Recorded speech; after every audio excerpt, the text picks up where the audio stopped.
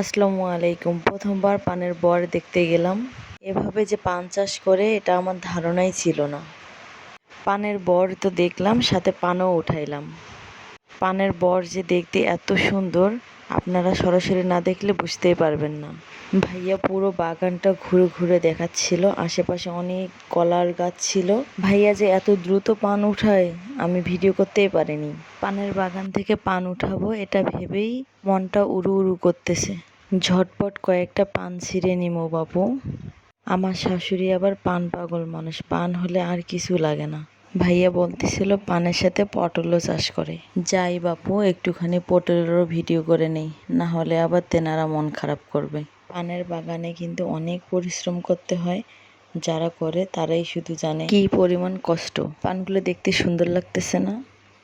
অনেক সুন্দর পটল ধরছে পানের বরের উপরে। সবাই মিলে অনেক সুন্দর একটা সময় পার করলাম আমরা। এখন বিদায়ের পালা। ভাইয়া অনেক সুন্দর করে পানগুলো গুছিয়ে বেঁধে দিয়েছে। আমি সেই পানগুলো হাতে নিয়ে একটু ঢং করে দেখাচ্ছিলাম আপনাদেরকে। আল্লাহ হাফেজ, ভালো থাকবেন সবাই। আসসালামু আলাইকুম।